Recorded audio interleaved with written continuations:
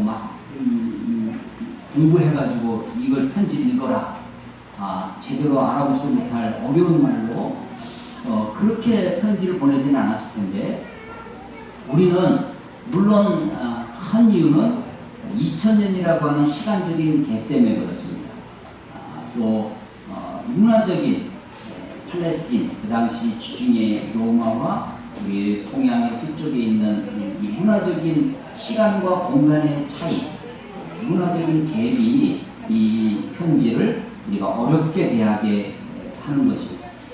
그런데 그것도 있지만 어쩌면 후대 사람들이 이것을 더 너무 어렵게 설명해 놓은 것이 아닌가. 로마서에서 수없이 쏟아지는 진주와 같은 사실 어떤 왕관의 크라운의 보석처럼 로마서를 다루다 보니까 점점점 어려워져 가는데 이 로마서를 좀 쉽게 읽을 수 있으면 좋겠다.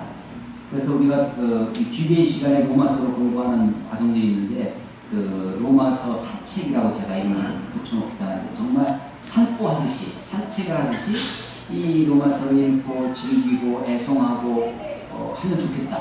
편지를 사랑하는 애인이 나에게 편지를 보내서 그 편지를 읽듯이 우리가 이 로마서를 읽을 수 있다면 참 좋겠다라는 생각을 갖게 됩니다. 로마서는 바울의 서신 13권 중에 첫 번째 있어요. 로마서부터 시작해서 고린도 전서, 고린도 후서, 갈라디아서 이런 식으로 순서가 시작됩니다. 왜 로마서가 제일 앞에 와 있을까? 이게 제일 먼저 쓰여진 것도 아닙니다. 제일 먼저 쓰여진 것은 갈라디아서입니다. 그리고 데살로니가 전서, 데살로니가 후서가 바울 서신 13권 중에 초기 서신이에요. 그러니까 시간 순서대로 이게 성경이 모아져 있는 것도 아니고 길이 순서도 아닙니다. 고린도 전서가 16장이에요. 고린도 후서가 13장입니다. 고린도 전후서를 합치면 29장이에요. 제일 길죠. 길이 순서도 아닌데 왜 이 로마서를 제일 앞에 두었을까?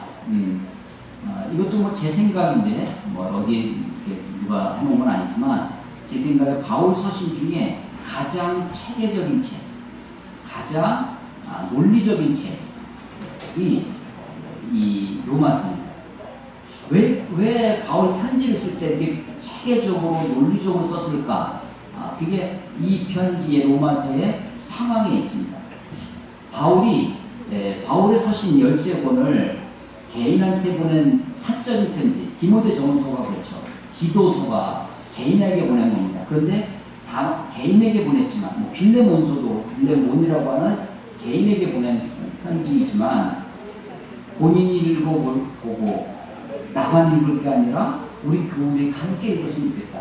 우리 교회만 아니라, 우리 옆에 있는 교회도 같이 읽었으면 좋겠다 해서, 별로 읽기 시작했죠. 그리고 많은 사람들이, 이건 정말 하나님의 말씀이구나. 바울이 이게 하나님의 말씀이라고 생각하고 쓴 것이 아니라, 물론 기도하고 하나님의 계시를 받았었지만 이게 정말 성경이 되리라고는 바울은 생각지 못하고 썼을 것입니다. 개인에게 보냈건 혹은 교회에 보낸 편지, 고린도 전후서, 갈라디아서, 데살로니가 전후서, 에베소서, 빌립보서, 골로새서 다 교회에 보낸 겁니다.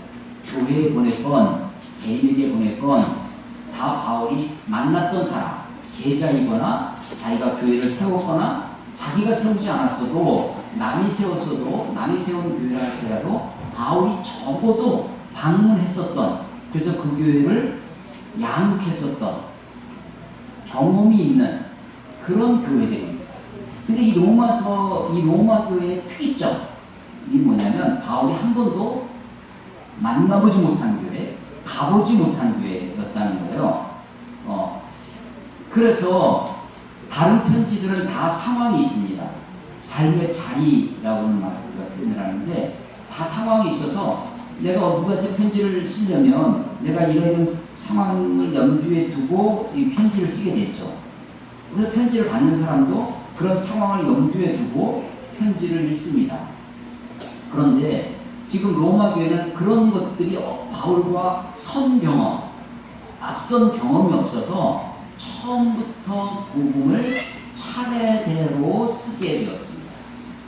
그래서 이 로마서가 바울의 복음, 바울의 가르침에 있어서 가장 체계적인 책, 가장 논리적인 책이라고 손꼽히는 것입니다. 그래서 뭐 예를 들면 에베소서 같은 경우는 구원론, 바울의 여러 가지 구원론 혹은 교회론에 집중되어 있습니다. 골로새서 같은 경우는 예수님이 그리스도다, 하나님의 아들이다라고 하는 걸 기독론이라고 하는데 기독론에 집중되어 있고, 고린도 전후서 같은 경우는 고린도 교회가 바울에게 질문을 해요. 교회 안에 재판 문제가 생기는데 소송에 관하여는 교회 안에 혹은 분열의 문제, 아볼로파다, 개바파다 이런 분열의 이 질문을 하면 그 질문을 받고 무엇에 대하여는 마치 질의응답하듯이 그렇게 편지를 쓰는 것이 고린도 전후서입니다. 뿐만 아니라 어떤 교회 안에 그 이단 문제가 있으면 그 이단 문제에 대해서 편지를 써요. 그러니까 다 다른 편지들은 어떤 상황들이 있어요.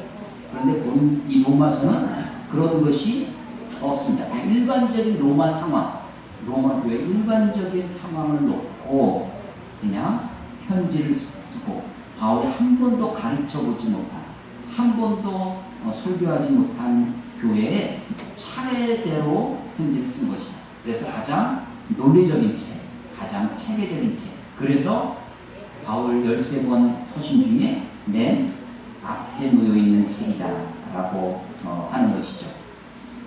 바울이 로마를 아주 가고 싶어 했습니다. 여러분들은 어디 여행하면 어디가 제일 가고 싶으세요? 유럽이요? 예. 또 여러분 어디가 가고 싶습니까? 요즘은 사실은 이 지구가 초원이 됐습니다. 지구 초원이 돼서 제가 97년도에 아프리카를 처음 갔을 때는 그냥 비행기만 타는 것도 2박 3일 걸렸고요. 비행기와 비행기가 곧바로 연결되지 않으니까 며칠씩 케냐에서 머물러서 이제 부룬디라고 하는 나라에 들어가고 그랬습니다. 지금은 부룬디까지 가는데 오늘 출발하면 내일 들어갑니다. 그렇게 정말 지구 초원이 되어졌고, 다원화 사회, 지구의 중심이, 세계의 중심이 여러 곳이었습니다. 그래도 아마 초강대국이라면 미국이 되겠죠. 유럽, EU라고 하는 유럽도 있고, 중국도 지금 G2라고 하는 것도 있고요. 세계가 정말로 이 중심이 여러 곳이 생겨나는 다원 그런 세상이 되어가고 있어요. 그런데 1세기 이 로마 시대, 로마 세계는요, 그런 사회가 아니었습니다. 오로지 로마가 지중해 일대, 오리엔트 지역을 다 지배하고 있었습니다.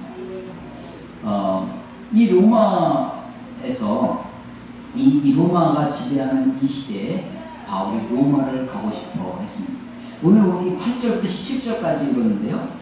오늘 본문 내용 중에 이거 바울의 소원이구나, 바울이 원하는 것, 바울의 기도 제목을 한번 찾아보겠습니다. 바울의 소원이 뭐라고 나와요? 기도 제목? 오늘 설교 제목에도 나오는데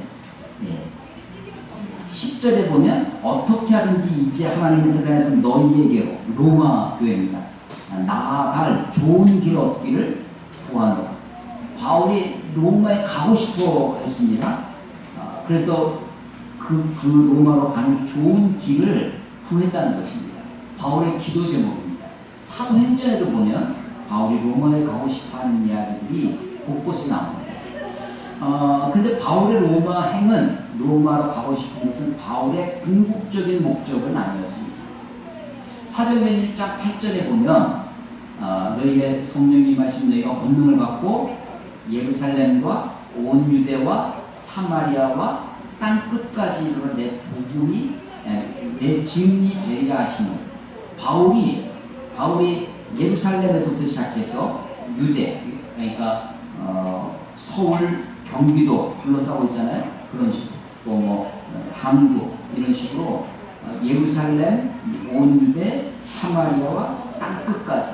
근데 그 당시에는 땅 끝이 어디였냐면 그 당시에는요, 땅이 평평하다고 생각을 했어요. 지구가 둥글다는 생각을. 그래서 지구가 둥글면 사실은 시작도 없고 끝도 없죠.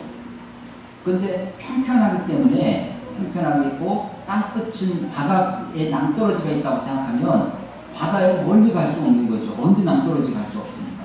그러니까 사람들의 생각이 제한됩니다. 지구가 둥글다고 생각을 하면 끝까지 가는 거죠. 지구는 둥그니까 앞으로만 나가도 되는 거예요. 이 세계관, 땅이 평평하다, 끝이 있다라고 하는 세계관과 지구가 둥글다라고 하는 세계관은 인간의 생각을 굉장히 바꿔놓는 거죠. 그러나 이 당시에는 땅은 평평하고 땅 끝이 있고 그 땅 끝을 떨어지면 스올이라고 하는 깊은 수렁이 있다고 생각하는 그 당시 세계관이었습니다. 땅끝이 어디였냐면 이 사람들의 생각은 서바나였습니다. 스페인이었어요. 스페인이 지중해 끝이에요.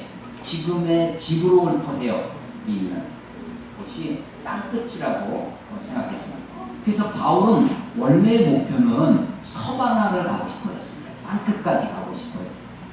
그런데 로마는요, 그것의 기착지예요. 지금은 우리가 해외여행 하려면 물론 이제 뭐 달러를 가져가면 세계 어디서나 다 기축통화니까 다 쓸 수 있습니다. 달러를 무겁게 들고 다닐 수 없으니까 이제 여행자 수표를 가져가는 겁니다. 여행자 수표도 불편하니까 카드를 가지고 다니면 비자 카드나 마스터 카드나 해외에서 얼마든지 쓸 수 있는 카드만 되면 되는 거죠. 고대는 어땠을까요? 고대는 2000년 전에 여행을 한다. 돈을 가지고 가면 그 화폐가 통용이 되게 어려웠을 것입니다. 그런데 어디서나 환전이 가능한 게 뭐예요? 아마 금 이런 거였을 것입니다. 언제든지 바꿀 수 있는 거. 우리는요, 특히 우리 대한민국은 어디를 가든지 식당이 있습니다. 24시간 문을 여는 곳도 많이 있고 어디를 가든지 잠잘 수 있는 숙소를 마련할 수가 있어요. 돈만 있으면, 카드만 있으면 해결이 되는데 고대에는 그렇게 묵을 곳, 잠자고 밥 먹고 이런 것들을 해결하기가 쉽지 않았습니다. 그 많은 여행 자금을 다 들고 다니기도 어려웠죠. 또 여행 자금을 마련하는 것도 쉬운 일이 아니었을 것입니다. 그래서 바울이 땅끝까지 이 서바나에까지 가는 것이 바울의 궁극적인 목적이었는데 로마를 통해서 로마에 가서 로마 사람들의 도움으로 거기서 또 여행 경비를 마련해서 그곳으로 땅끝까지 가기를 원했습니다. 이게 바울의 소원이에요. 그래서 바울의 로마를 가고자 하는 소원은 바울의 궁극적인 목적이 아니라 중간 기착지 같은 거였습니다. 도움닫기 하기 위한 디딤돌 역할로 하는 것이 로마였어요. 그런 의미에서 로마는 충분하게 그 역할을 할 수 있는 도시였습니다. 그리고 그 교회 교인들도 충분히 그럴 수 있는 형편이었어요.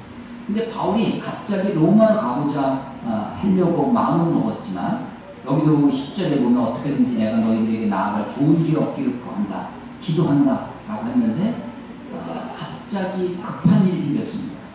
그건 뭐였냐면 그 당시 1세기 교회의 중심이었던 예루살렘 교회가 영적인 어머니와 같은 모교의 역할을 했던 예루살렘에 있는 성도들이 극심한 기근과 가난에 허덕이고 있다는 소식을 듣게 됩니다. 그래서 바울이 전도 여행을 했던 마게도냐 지역, 그리스리, 마게도냐, 아가야, 이 로마서는 고린도에서 썼다고 우리가 생각했는데 그 아가야 지방에 있던 고린도 이런 사람들이 그 그리스도인 교회들이 구제 헌금을 합니다. 우리가 연보라고 하는데 그 연서 어떤 사람이 11조가 신약시대의 연보로 대체되었다라고 하는데 저는 그렇게 생각하지 않습니다.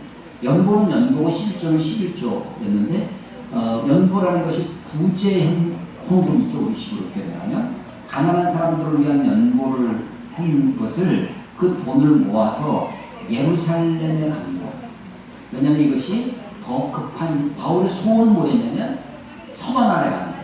거기에 가기 위해서 중간에 로마를 거쳐서 가려고 계획을 했었어요. 자기 플랜이 있었습니다.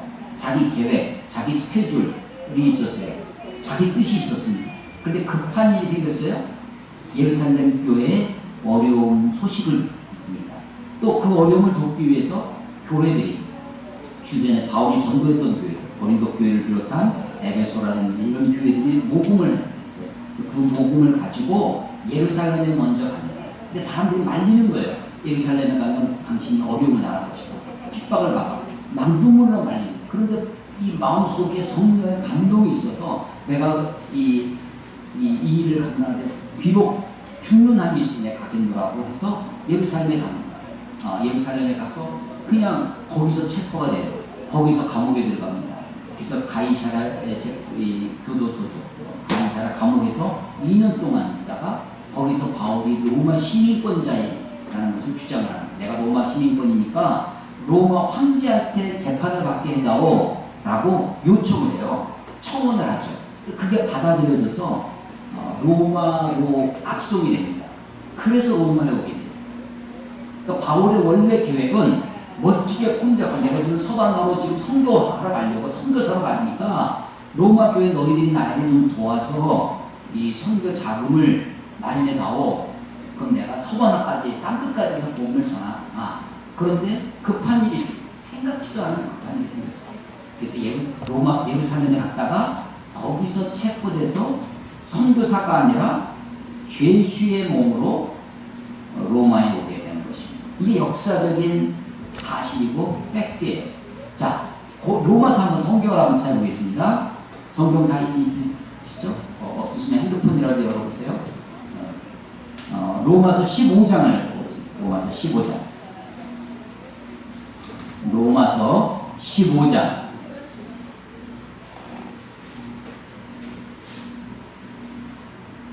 로마서 15장 22절.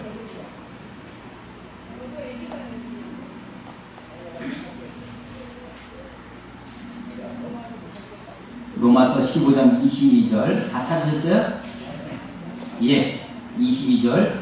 그러므로 또한 내가 바울이죠. 너희에게 가려 하던 것이 너희가 어디예요? 로마 교회입니다. 너희에게 가려 하던 것이 여러 번 막혔더니 가려고 했는데 로마에 가려고 했는데 여러 번 막혔다는 것입니다. 이제는 이 지방에 일할 곳이 없고 바울이 지금 어디 있냐면 마게도니아, 아가야, 고린도 지방에 있었습니다. 고린도는 도시고 그 지방의 아가야고 그 전체가 마게도니아, 그리스 일대예요. 거기서 1차, 2차, 3차 전도 여행을 해서 여러 곳을 다녀서 전도를 많이 했다는 거예요. 그래서 또 여러 해 전부터 언제든지 어디로 갈 때? 서바나로 갈 때에 너희에게 로마에게 가기를 바라고 있었으니 이는 지나가는 길에 너희를 보고 먼저 너희와 사귐으로 얼마나 기쁨을 가진 뒤에 너희가 그리로 보내주기를 바랍니다. 이해되시죠? 로마 교회의 도움을 받아서 선교 후원을 받아서 땅끝까지 가려고 서바나까지 가려고 했다는 것이에요. 그런데 25절. 그러나 이제는 내가 성도를 섬기는 일로 예루살렘에 가노니 원래 계획은 24절까지였어요. 서바나로 가려고 하는데 지나가는 길에 로마에 너희를 들려서 잠깐 교제하고 너희들의 후원을 받아서 서바나까지 가려고 했다. 그러나 25절. 이제는 내가 성도 섬기는 일로 예루살렘에 가노니 이는 마게도냐와 아가야 사람들이 예루살렘 성도 중 가난한 자들을 위하여 기쁘게 얼마를 연보하였습니다. 성도를 위한 연보, 구제 헌금을 했다는 거예요. 그래서 27절 저희가 누구냐면 마게도냐와 아가야 사람들입니다. 이방인들이에요. 이 사람들이 저희가 기뻐 사였거니와 그렇죠. 연보는 헌금은 구제 헌금은 기쁨으로 해야 되는 거죠. 기뻐 사였거니와 또한 저희는 그들에게 빚진 자니 무슨 빚을 졌겠어요? 예루살렘 교회로부터 무슨 빚을 졌냐면 영적인 빚을 진 것입니다. 그래서 이 예루살렘 교회를 통해서 복음의 빚을 진 거죠. 그들을 통해서 복음이 이제 그들에게까지 아가야 지방까지 마게도냐 그리스 그 1세기의 지중해의 지역까지 복음이 증거된 복음의 빛이었다는 거예요. 만일 이방인들이 그들의 영적인 것을 나눠 가졌으면, 예루살렘 교회로부터 영적인 것을 나눠 받았으면 육적인 것으로 그들을 섬기는 것이 마땅해요. 육적인 것, 부재헌금, 연보입니다. 가난한 자를 돕는 성도를 섬기는 일이라는 것이 28절. 그러므로 내가 이 일을 마치고 이 열매를 그들에게 확증한 뒤에 너희에게 들렀다가 서반으로 가리라. 이 일이 뭐냐면 예루살렘 교회를 돕는 일, 가난한 자를 돕는 일, 그 일을 마치고 이 열매, 부제도 아름다운 열매죠. 성도를 섬기는 것도 귀한 열매예요. 이 열매를 그들에게 예루살렘 교회에 확실히 보여주고 확증한 뒤에 너희 로마에게 들렀다가 로마를 들렸다가 서바나 땅 끝까지 가니라 라고 하는 것이 바울의 계획이었어요. 바울의 계획. 근데 실제는 이 계획대로 예루살렘에 갔다가 예루살렘까지는 갔습니다. 그런데 로마로도 가죠. 로마로 가는데 자기가 생각한 폼나는 선교사로 간 것이 아니라 죄수로 끌려갑니다. 그래서 바울이 기도한 것은 뭘 기도했냐면 로마로 가는 좋은 길을 구했습니다. 좋은 길, 안전한 길, 편안한 길, 순탄한 길을 구했다는 거예요. 기도했습니다. 그런데 실제는 길이 막혔습니다. 다시 여기 1장을 봐보세요. 1장 13절 형제들아 내가 여러 번 너희에게 가고자 한 것을 너희가 모르기를 원하지 아니하노니 이는 너희 중에서도 다른 이방인 중에서 같이 열매를 맺게 하려 함이로되 지금까지 길이 막혔도다.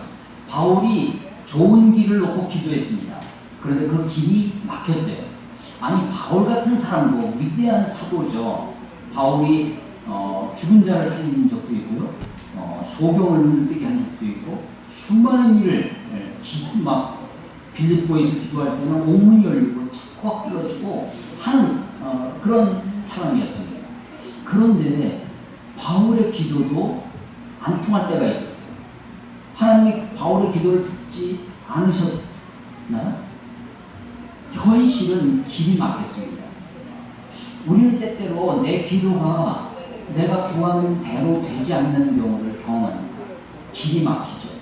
근데 이 길이 막힌 것을 기가 막히게 생각하면 안 돼요. 길이 막혔다고 하나님이 내 기도를 듣지 않으셨다라고 생각하면 오산입니다. 하나님은요, 우리의 기도를 다 듣고 계세요.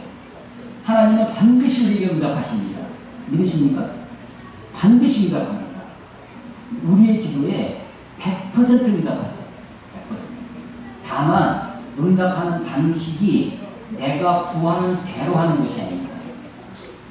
그 무엇대로 하냐면 하나님의 뜻대로 하십니다. 그래서 어린아이가 마치 뭐 칼을 달라고 하면 칼을 줄 수 없잖아요. 부모가 노라고 하시는 것처럼 하나님은 우리에게 노로 응답하실 수가 있어요. 혹은 지금은 아니라 조금 기다리라고 웨이트 응답하실 수도 있고 혹은 또 다른 길을 우리들에게 제시할 수도 있습니다. 내가 생각하는 나는 이게 좋은 길이라고 생각해요. 근데 하나님은 이것이 좋은 길이라고 우리들에게 제시하십니다. 다른 길을 제시. 하나님이 우리에게 제시하시는 그 길이 사실은 가장 좋은 길.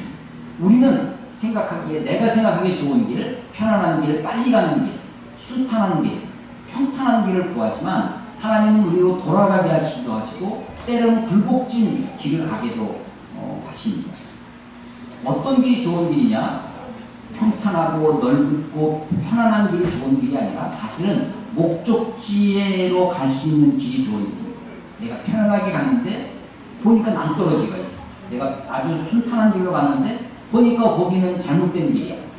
그건 좋은 길이 아니죠. 목적지에 달할 수 있는 그 목적이 뭐냐? 목적이 뭐냐면 그게 하나님의 뜻입니다. 하나님의 계획이고 바울의 궁극적인 사명입니다. 바울이 지금 로마에 가고 싶어 했지만 사실 그것도 최종 목적이 아니라 바울의 최종 목적은 서바나였습니다. 근데 서바나에 가려고 하는 것도 서바나 자체가 목적이 아니라 서바나를 왜 가려고 하느냐면 복음을 전하기 위해서 하려고 하는 거죠. 복음 전하기. 그것이 바울의 삶이에요. 그래서 길을, 오늘 설교 제목이 뭐냐? 좋은 길을 구하라. 그렇죠. 우리 기도하십시오. 얼마든지 내 인생, 내가 보면 이번 회사에 내가 들어가는 게 좋겠어요. 그걸 기도하세요. 좋은 길을 구해요. 내 인생에 좋은 길을 기도합니다. 그런데 그 기도대로 되지 않는다고 낙심하거나 좌절하거나 포기할 필요는 없습니다. 좋은 길을 구하지만, 그러나 길을 따라가는 것이 아니라 무엇을 따라가야 되냐면 뜻을 따라가는 거죠. 하나님의 뜻이 어디 있는지, 하나님의 목적이 어디 있는지, 하나님이 나를 부르시는, 나에게 주시는 사명이 무엇인지, 그것을 따라 사는 것입니다. 자, 보세요. 바울이 지금 이 로마에 가고 싶어 했면서 거기 갈 좋은 길을 구했다고 합니다. 10절 다시 보세요. 어떻게 하든지.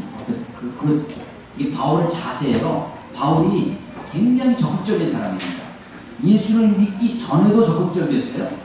어느 정도 적극적이냐면, 다른 사람이 뭐 이단을 믿든 뭘 믿든 상관하고 내 일만, 자기 삶만 살 수 있잖아요. 근데 바울은 예수 믿기 전에 사울이었죠. 이 사울은 예수를 믿는 것이 이단이라고 생각을 해서 예수 믿는 자를 박해하는 사람입니다. 어느 정도 적극적이었냐면, 예루살렘에 자기 눈앞에 보이는 사람뿐만 아니라 다른 나라, 다메섹, 다마스커스까지 쫓아가서 예수 믿는 사람들을 잡아오려고 했던 사람. 바울이 얼마나 적극적이냐, 이 단어에서도 나타나요. 10절에 어떻게 하든지 내가 너희 로마에 가고 좋은 길을 내가 보라. 5절에도 보면, 15절에도 보면, 그러므로 나는 할 수 있는 대로 로마에 있는 너희에게 할 수 있는 대로. 바울은요 적극적이에요. 또 최선을 다하는 사람입니다. 대충 사는 사람이 아니었어요. 그냥 적당히 사는 사람이 아니었어요. 적극적이고 최선을 다했어요. 자기가 하고자 하는 목표로, 자기가 생각하기에 선한 일을 위해서, 자기가 생각하기에 그 일을 위해서 할 수 있고, 어떻게 하든지 할 수 있는 대로 사는 거예요. 하나님은 이런 사람을 쓰신다고 저는 생각합니다. 하나님이 들어서 쓰시는 사람이죠. 어떻게 하든지 이제 하나님의 뜻 안에서 너희에게로 나아갈 좋은 길 없기를 구하라. 하나님의 뜻 안에서요. 뜻 밖에서는 좋은 길이 있을 수 없습니다. 하나님 뜻 안에서 좋은 길 없기를 구했어요. 11절, 내가 너희 보기를 간절히 원하는 것은, 가기를 원하는 것은 어떤 신령한 은사를 너희에게 나누어 주어 너희를 견고하게 하려 하라. 바울이 로마에 가고자 하는 것은 1차적으로는 로마 교회를 견고하게 하려는 것입니다. 12절, 이는 곧 내가 너희 가운데서 너희와 나의 믿음으로 말미암아 피차 안위함을 얻어야. 피차 안위가 무슨 뜻이죠? 안자는 무슨 뜻이에요? 편안하다. 위자는 위로로 한다는 거죠. 서로 편안한 위로. 영어에는 encourage, 격려라는 단어로 되어 있습니다. 안위, 서로 안위를 받아. 그러니까요, 로마 교회에 가서 바울이 로마 교회를 위로합니다. 로마 교회를 격려해요. 근데 로마 교회도 바울을 위로하고 바울을 격려합니다. 우리도 마찬가지죠. 저도 여러분들을 위로하고 격려하기를 원합니다. 여러분들도 저를 위로하고 격려하고 피차 안위하려고. 그래서 로마 교회를 방문하는 것이죠. 세 번째가 13절, 형제들아 내가 여러 번 너희에게 가고자 하는 것을 너희가 모르기를 원하지 아니하노니. 이게 바울의 어투인데요. 모르기를 원하지 아니한다. 이거 어떻게 한다는 거예요? 알았으면 좋겠다. 내가 너희에게 가려고 했던 것을 가고자 하면서 너희가 좀 알았으면 좋겠다. 그래서 지금 어떻게 한다는 거예요? 지금 못 가고 있어요. 그래서 어떻게 하냐면 편지를 쓰는 거예요. 그래서 바울이 길이 막히면 다른 길을 찾습니다. 가고 싶었지만 안 되니까 편지를 쓰고 있는 거죠. 원하노니 이는 너희 중에서도 다른 이방인 중에서 같이 열매를 맺게 하라. 다른 이방인들, 마게도냐와 아가야 사람들이 고린도 교회의 가난과 궁핍의 소식을 듣고 성도를 섬기는 일, 가난한 자를 돕기 위한 연구를 했습니다. 그래서 그 부지 헌금을 가지고 바울을 통해서 전달을 하는 거죠. 이게 열매였어요. 그런데 지금 이 로마 교회도 내가 너희에게 가서 너희를 견고케 하고 서로 피차 안위함을 받고 너희로 하여금 다른 이방인들처럼 마게도냐와 아가야에 있던 그 사람들처럼 너희도 열매를 맺어서 이 사람들에게 기대했던 열매는 어떤 열매예요? 선교 후원의 열매죠. 이제 내가 서바나까지 가려고 하는데 그 서바나까지 갈 여행 경비와 선교 후원을 도움을 얻고자 했다고 하는 거예요. 그래서 열매를 맺게 하려 합니다. 바울이 로마를 중간 기착지로 삼았습니다. 최종 목적지는 서바나, 중간 기착지, 로마에서 기대했던 것이 세 가지예요. 첫째는 로마 교회 자체를 견고하게 하는 것입니다. 두 번째는 서로 피차, 안위를 얻어가는 것입니다. 로마 교회와 바울. 세 번째는 로마 교회를 통해서 선교의 열매를 맺게 하려고 했다는 것입니다. 그런데 이 목적이 13절 끝에 보면 지금까지 길이 막혔습니다. 길이 막혔지만 바울은 포기하지 않는 동기는 어디냐면 14절입니다. 헬라인이나 야만인이나 지혜 있는 자나 어리석은 자에게 다 내가 빚진 자이기 때문입니다. 바울이 아까 15장에서 마게도냐 사람들한테 그 이방인들한테 예루살렘 교회에 너희가 빚 짓지 않냐? 그 빚을 갚아라. 어떤 빚이었냐면 영적인 빚이었어요. 복음의 빚이었습니다. 근데 바울 자신도 자기가 빚진 자라는 거예요. 헬라인이나 야만인이나 이건 그 당시 세계의 사람들을 분류하는 방법이었어요. 중국을 생각하면 되는데 중국은요 중화 사상이 있었습니다. 그래서 자기네들은 중화 민국이고 중화인이고 자기네들만 교양이고 자기들만 그리고 주인은 다 오랑캐들이라고 북쪽에 있는 오랑캐, 남쪽에 있는 오랑캐, 동쪽에 있는 오랑캐, 서쪽에 있는 오랑캐 다 그래서 북쪽에 있는 오랑캐 북쪽, 남쪽에 있는 오랑캐 남만, 서쪽에 있는 오랑캐 서유, 동쪽에 있는 오랑캐 우리가 동쪽에 있는 오랑캐였어요. 우리는 동이족이었어요. 동이족. 자기네들은 중심이고 가운데 중자 딱 쓰는 거죠. 세계의 중심이라는 거예요. 가운데 중자. 우리는 변방에 사실 변방의 한쪽 끝에 있는 작은 나라예요. 그래서 우리는 어떤 컴플렉스가 있냐면 크기 컴플렉스가 있어요. 그래서 앞에다 항상 큰 대자를 쓰길 좋아합니다. 대한민국 하는 거죠. 중국 사람들은 항상 자기들이 중심이 되고 싶어요. 중앙, 나머지는 다 오랑캐예요. 1세기에는 사람들을 어떻게 나눴냐면 지식 있는 자와 지식이 없는 자. 그게 뭐냐면 지식 있는 자가 뭐냐면 헬라인과 나머지는 다 마바리아, 야만인입니다. 그러니까 헬라인과 야만, 지식 있는 자와 지식 없는 자. 유대인들은 어떻게 나눴을까요? 유대인과 이방 이렇게 나누는 거예요. 우리는 어떻게 그리스도인들은 어떻게 나누면 되겠어요? 기독교인과 크리스찬과 non 크리스찬. 이게 그 당시 세계의 사람들을 분류하는 방법이에요. 그래서 14절에 헬라인이나 야만인, 지혜 있는 자나 어리석은 자에게 이 말은 온 인류에 모든 사람에게 자기가 다 어떤 거예요. 내가 빚진 자. 그 빚을 갚기 위해서 바울이 내가 빚진 자이기 때문에 어떻게 해서든지 가야 되겠다는 거예요. 할 수만 있거든 해야 되겠다는 거예요. 그런데 15절 그러므로 나는 할 수 있는 대로 로마에 있는 너희에게도 뭐 하기를? 복음 전하기를 원하는. 이 15절이 바울의 가장 궁극적인 목적입니다. 바울은 왜 로마에 가고 싶어 하냐? 왜 서바나에 가고 싶어 하냐? 관광하러, 시사이팅하러 가는 것이 아닙니다. 그냥 투어리즘이 아니에요. 요즘 이제 여행 중독이 좀 있습니다.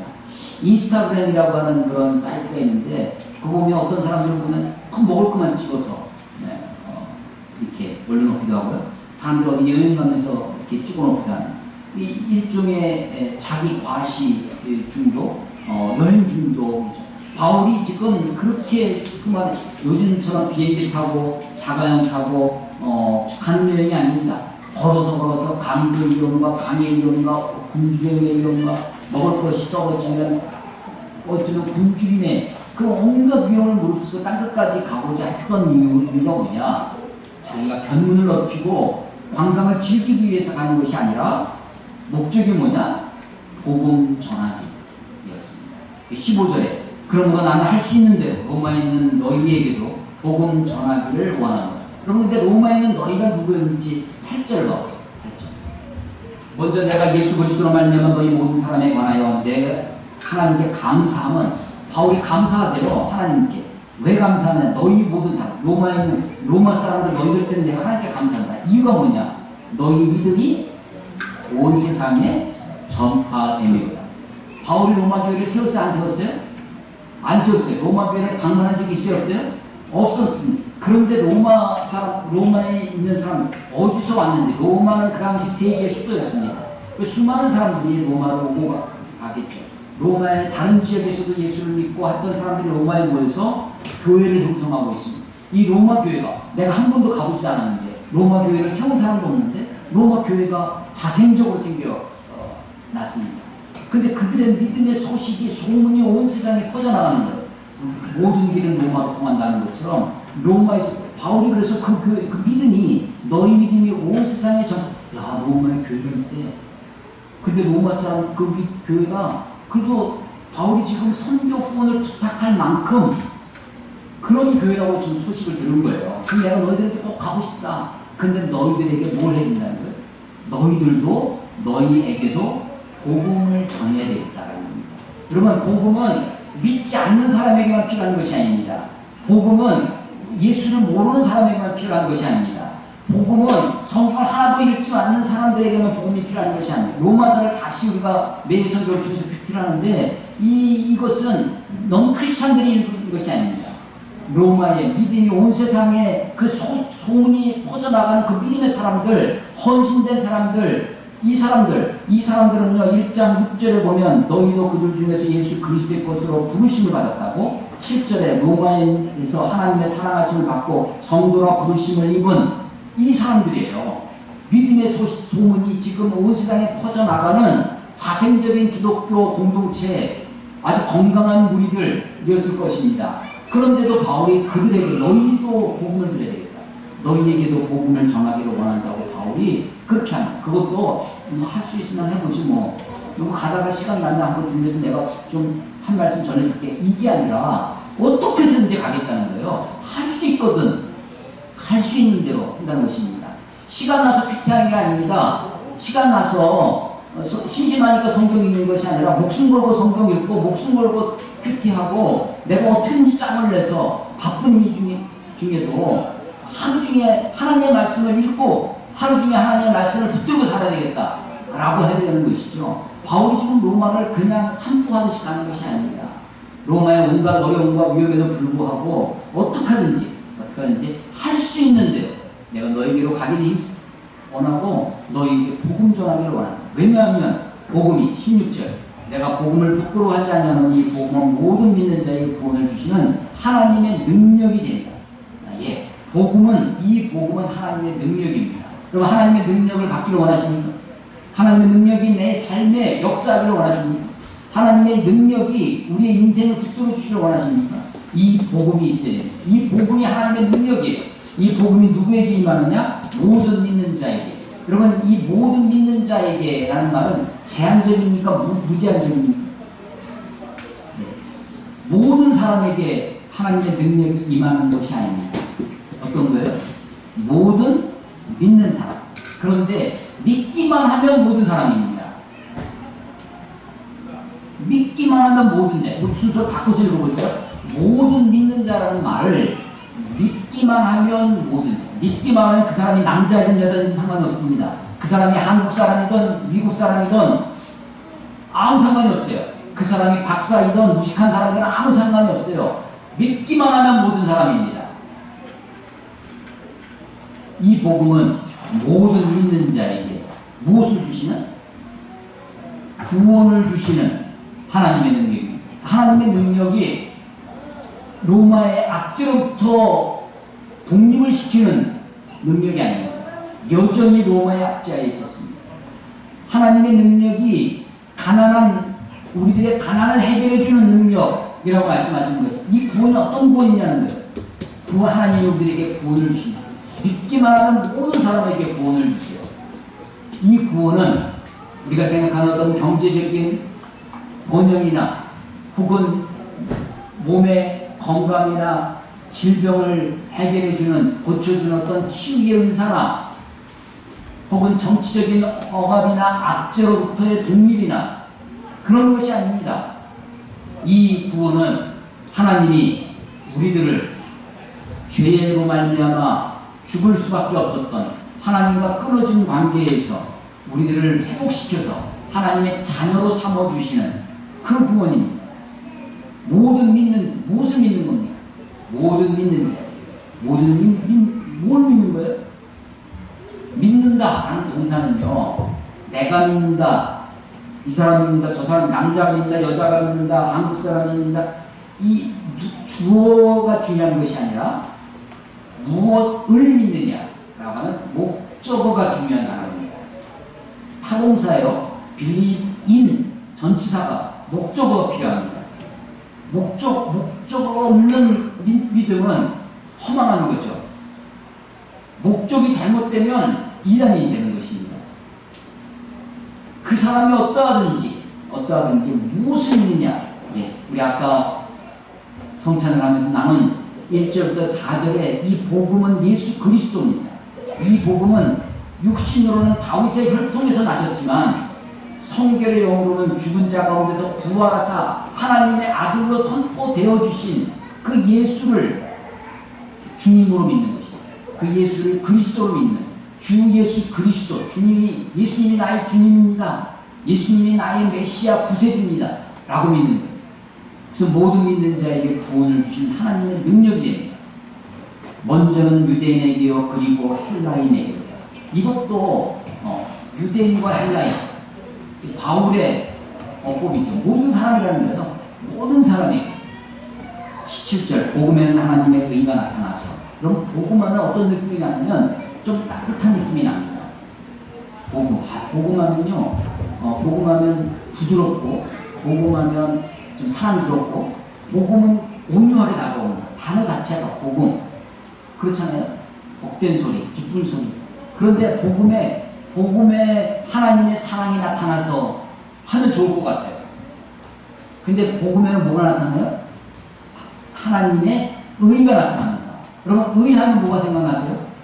어떤 느낌이 있어요? 의. 하나님이 의로 다스린다고. 뭔가 엄하고, 뭔가 공정하고, 뭔가 무섭고 두려워. 여러분, 복음이 달콤한 사랑의 메시지로만 우리에게 다가오는 것이 아닙니다. 하나님 우리를 구원하신다고 십자가에 죽으셨는데, 왜 죽으셨느냐? 사실은 하나님도 심판을 받으신 거죠. 죄인으로. 예수님이 죄인으로 십자가에 달리시는 거예요. 아니, 자기 아들도 십자가에 죽게 한다면 우리는 어떻게 했어요? 우리의 죄는. 하나님은 우리의 죄를 그냥 적당히 얽어물리시는 분이 아니십니다. 복음에요. 복음에 하나님의 의가 나타나요. 그러니까 복음은 죽음이 없이는 복음이에요.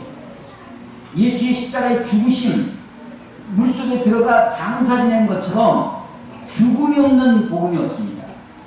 심판이 없는 복음이 없어요. 복음에는 하나님의 의가 나타나요. 그러니까 우리가 복음을 보면 뭘 봐야 돼요? 복음에 뭐가 나타나요?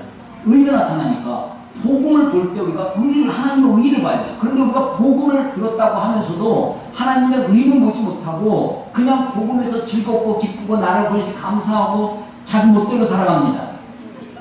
하나님의 의가 없어요. 복음에는 하나님의 의가 나타납니다. 그래서 믿음으로 믿음에 이르게 하나님. 옛날에 제가 이걸 이렇게 가르쳤습니다. 믿음으로 믿음에 이른다. 봐라. 내가 예수님을 믿고 나니까 예수님을 구주로 믿는 것이 가장 기본적인 믿음이다. 예수님을 나의 주님으로 믿고 나니까 하나님이 온 세상을 창조하셨다라는 창조가 믿어지더라. 믿음에서 믿음으로 이르는 것이다. 내가 예수님을 구주로 믿고 나니까 요한계시록의 그 하나님의 심판의 재림의 것이 그 메시지가 내가 믿어지더라. 믿음으로 믿음에 이르는 것이다. 내가 수천 년 전, 수만 년 전 세상이 어떻게 창조됐는지 본 사람이 아무도 없지만 내가 예수님을 믿고 나니까 그 창조가 믿어지더라. 내가 앞으로 세상이 어떻게 심판될지 알지 못하지만 예수님을 믿고 나니까 그것이 믿어지더라 라고 가르쳤었습니다. 어떠세요? 그럴싸하게 들으십니까? 예. 믿음으로 믿음에 이른다. 그래서 이 믿음에서 더 큰 믿음으로 또 다른 믿음으로 나아가는 것이다. 이렇게 가르쳤었는데 이 본문을 다시 여러 번역본과 성경을 읽어보니까 믿음으로 믿음에 이른다고 하는 것이 처음부터 믿음으로 시작해서 끝까지 믿음으로, 그러니까 from first to last입니다. 처음부터 끝까지 믿음으로 살아라 라고 하는 거죠. 처음부터 끝까지. 우리가 처음에는 믿음으로 시작합니다. 그런데 뒤에는 율법으로 말씀입니다. 처음에는 믿음으로 시작하는데 뒤에는 욕심으로 말씀입니다. 처음에는 믿음으로 시작하는데 뒤에는 인간의 공로로 마치려고 합니다. 믿음으로 시작해서 처음부터 끝까지 from first to last입니다. 처음부터 끝까지 믿음으로 살아야 된다. 왜? 복음에는 하나님의 의가 나타나기 때문에. 의와 비슷한 단어가 뭐예요? 하나님의 의가 임하면 심판이 임하죠. 하나님의 의가 임하면 하나님의 공의가 우리에게 임할 것입니다. 복음에는 하나님의 의가 나타나서 믿음으로 믿음에 이르게 하나니 기록된 바 오직 의인은 믿음으로 말미암아 살리라 함과 같으니라. 앞에 복음에 하나님의 의가 나타나니 믿음으로 믿음에 이르게 한다. 이 말이 뭐냐면 무슨 말과 같은 말이냐면 오직 의인은 믿음으로 말미암아 살리라 하는 말과 같다는 거예요. 이 말씀은 기록된 바 이 말은 하박국서 2장 4절의 말씀입니다. 하박국 선지자가 하나님께 따지는 거예요. 아니 하나님 언제까지 이러고 계실 겁니까? 하나님 어느 때까지? 그래서 어찌하여 하나님 어찌하여 의인들이 고난을 당합니까? 하나님 어찌하여 우리가 죄인들을 그냥 두고 계십니까? 하나님 어찌하여 우리가 비록 죄인이지만 우리보다 더 악한 놈들이 판을 치고 있고 심지어는 그 악한 것들이 우리보다 100배, 100만 배는 악인인데 그래도 우리는 척하게 살려고 조금 위선적이지만 조금은 거짓되지만 조금은 죄인이지만 우리보다 100배는 더 악한 저들을 통해서 우리를 괴롭히시고 우리를 치시고 우리를 한다는 게 말이 되십니까? 하나님? 언제까지 그러실 겁니까? 어느 때까지? 언제까지? 어찌하여? 그래서 하박국서는요 선지서인데 예언서인데 무슨 예언해 놓는 것이 아니라 하나님과의 질의응답서입니다. 하나님 앞에 하나님과 논박하는 거예요. 그러고서는 그래? 하나님 내가 한번 보겠습니다. 하나님 도대체 역사를 어떻게 이끌시는지 내가 한번 보겠습니다. 내가 저 높은 산 위에 망대를 짓고 성문을 짓고 올라가서 내가 보겠습니다. 하나님 어떻게 하시는지 내가 하나님 뭐라고 답변하시는지. 그게 사박서 2장 1절이에요. 내가 성문을 짓고 내가 보리라. 그랬더니 하나님 답변하시기 시작하십니다. 그래? 네가 이 묵시를 기록해라. 하나님의 말씀을 기록하라. 이거를 사람들이 말을 타고 가면서 요즘 하면 자동차로 운전하면서도 볼 수 있게 이런 거죠. 말을 타고 가면서도 볼 수 있도록 크게 누군지 볼 수 있도록. 여러분 교통표지판을 조그맣게 써놓으면 되겠어요? 크게 써보세요. 다 볼 수 있게. 이 계시를, 이 묵시를 다 볼 수 있도록 네가 크게 써붙여놔라. 이 묵시는 때가 있다. 때가 임하면 반드시 이 종말이 임하는 그때 이 세상을 하나님이 내가 심판하라. 이게 1절 하박국서 2장 1절에서 3절의 이야기. 4절에 가서 그 이야기를 듣고 오직 의인은 믿음으로 말미암아. 그러니까 하나님이 반드시 때가 임하면 세상을 심판하실 것이다. 그러니까 그때를 기다리고 잠잠히 참아 기다리면 어떻게 살아가는 거예요? 믿음으로 살아. 그러니까 이 믿음은요 오직 의인은 믿음으로 말미암아 살리라 라고 하는 것은 사실은 소망을 가지고 하나님을 신뢰하면서 from first to last, 처음부터 끝까지 하나님을 기다리며 사는 것입니다. 하나님이 역사의 주인 되십니다. 하나님이 반드시 우리들에게 좋은 길로 인도하실 것입니다. 내가 생각했던 길로 인도하지 않으시더라도 하나님이 우리들을 이끌어 가실 것입니다. 바울이 멋지게 선교사로 로마에 가고 싶어 했지만 죄수의 몸으로 끌려가서 오히려 좋았습니다. 여행 경비가 안 들어요. 그리고 안전했습니다. 군인들이 지켜주니까.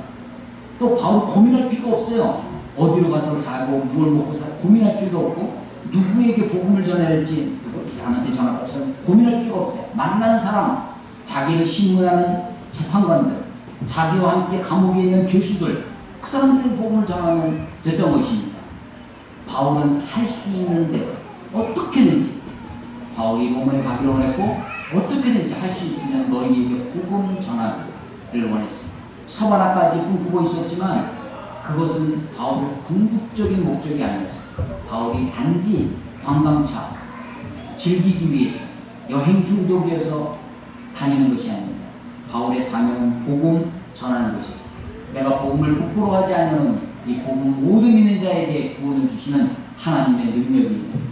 1세기 때나 지금이나 하나님의 이 복음이 우리를 구원하시는 하나님의 능력입니다. 로마 교회가 믿음의 소문이 퍼져갔지만, 그런 좋은 교회, 건강한 교회, 하나님의 성도들을 위했지만 그들도 복음을 들어야 했던 거죠. 우리도 하나님의 말씀, 이 복음 앞에 나와야 합니다. 하나님의 복음을 듣고 다시 이 복음을 붙들고 살아가야 합니다. 바쁘고 분주합니다. 이것저것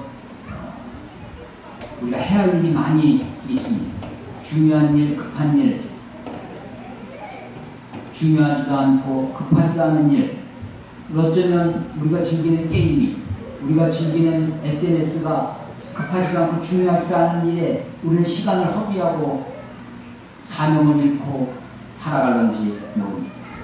우리가 정말 붙들어야 할 것이 무엇인지, 우리가 정말 하나님께 간절히 기도하고 살아야 할 것이 무엇인지, 어떻게 하든지 할 수 있는 대로 그리스도의 복음을 붙들고 살아가는 저와 여러분이 됐으면 좋겠습니다. 오늘 설교 제목을 다시 한번 읽었으면 좋겠습니다. 좋은 길을 구하십시오. 여러분의 인생에 좋은 길을 놓고 기도하십시오. 그러나 길 붙들고 살지 마시고 뜻을 붙들고 살아가십시오. 뜻이 있는 곳에 길이 있기 때문입니다. 하나님의 뜻을 구하면 하나님이 우리의 길을 인도하실 것이라고 믿습니다. 기도하겠습니다. 하나님 아버지, 은혜를 감사합니다. 주일 아침입니다. 함께 모여 예배합니다. 하나님, 우리 예배 가운데 함께하여 주시고, 예배를 통하여, 찬송을 통하여, 기도를 통하여, 말씀을 통하여, 성도와의 교제를 통하여 하나님 우리에게 친히 말씀하여 주옵시고, 우리의 심령 속에 역사하셔서 우리에게 필요한 복음을, 진리를 듣게 하시고 맛보게 하시고 그것을 붙들고 살아가게 하여 주시옵소서. 하나님, 우리의 인생의 길을 주님께 의탁합니다. 사람이 그 길을 계획한다 할지라도 걸음걸음을 인도하시니까 우리가 하나님이신 줄 믿사오니, 하나님, 우리의 인생을, 우리의 발걸음을 인도하여 주시옵소서. 예수님의 이름으로 감사하며 기도드렸사옵나이다. 여기 이 시간에는 아까 우리 순서를 헌금하는 시간을 갖도록 하겠습니다. 죽어있는 찬송, 나는 주의 전에 거하는 푸른 감람나무가 되고, 찬송 부르시면서 헌금하도록 하겠습니다.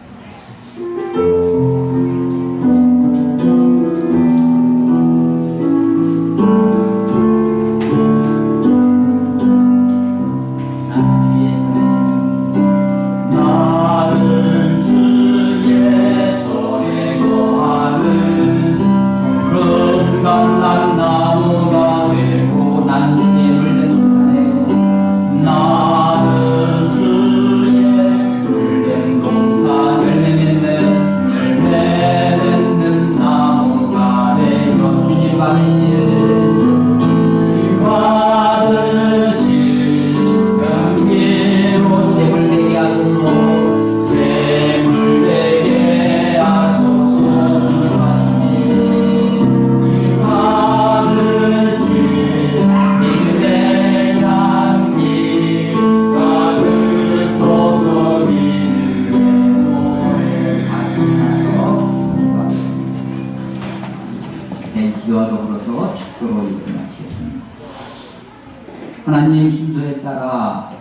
귀한 예물을 주님께 올려드립니다.